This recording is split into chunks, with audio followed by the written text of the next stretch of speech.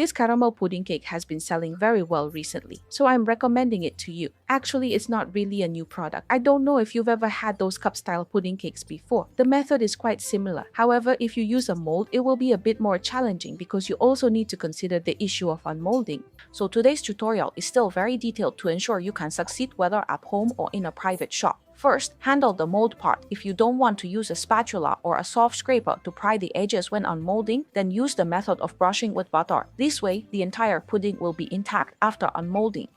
I usually start with the pudding mixture. If you're concerned about cost, you can use whole eggs only. I just added 1 egg yolk here. To ensure the pudding has a deeper color, add 16 grams of egg yolk, 50 grams of sugar, and 300 grams of light cream to 296 grams of whole eggs. The advantage of adding the cream in advance is that when you add the hot milk later, even if the temperature is a bit high, it won't turn into a bowl of egg drop soup. Some people asked if cream can be replaced with milk. It depends on the texture you want. Adding more milk will make it lighter. Adding more cream will make the milk flavor stronger. For mine, it's a 1:1 ratio, which makes the texture quite balanced. 300 grams of milk using a warm liquid can help dissolve the granulated sugar and other ingredients faster. It needs to be strained once. Those with patience can strain it 2 to 3 times. Straining can help eliminate some bubbles.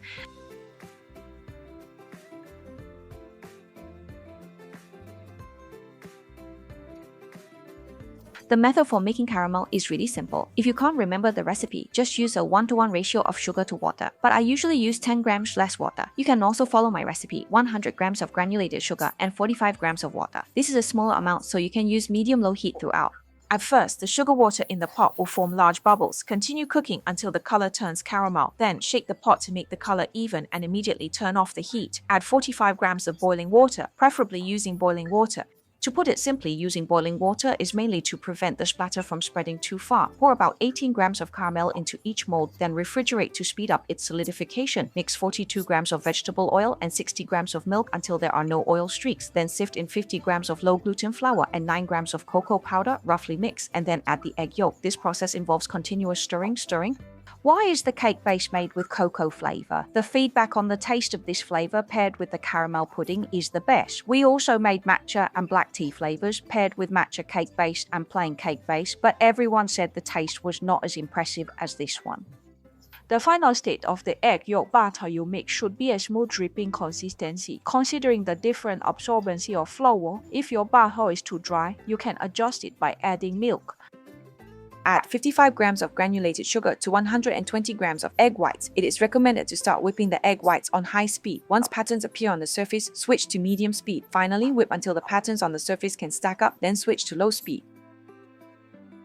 Whip the meringue until it's slightly stiff, forming a straight peak when you lift the beater. Take a small portion, mix it quickly with the egg yolk batter, then pour it all back into the meringue. At first, you can use a whisk to mix a few times. In fact, using a whisk, you'll find that the mixing speed is very fast.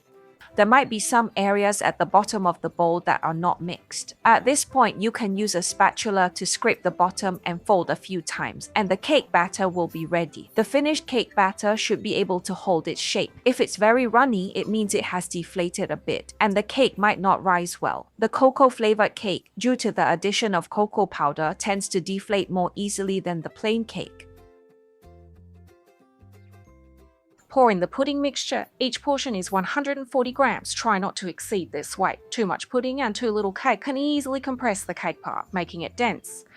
The softer this cake is, the better it absorbs the caramel dripping down, resulting in a very good taste with that charming caramel aroma, plus the smooth milky pudding and the soft cake body. You can imagine how delicious it is. The amount of cake batter should be close to the height of the mold's edge, as it will settle after cooling. The baking method is a water bath, and I add cold water.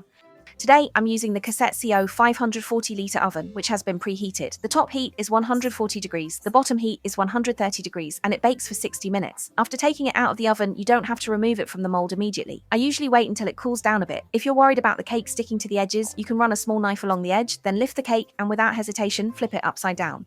You see, I am inverting it onto a cooling rack. Why? Because there's quite a bit of syrup. Previously, it was directly poured onto the dish or into the packaging box, allowing it to soak entirely into the cake. Some customers said it was too sweet, so now we invert it to filter out some, letting only the caramel from the pudding drip into the cake. This way, the taste is just right.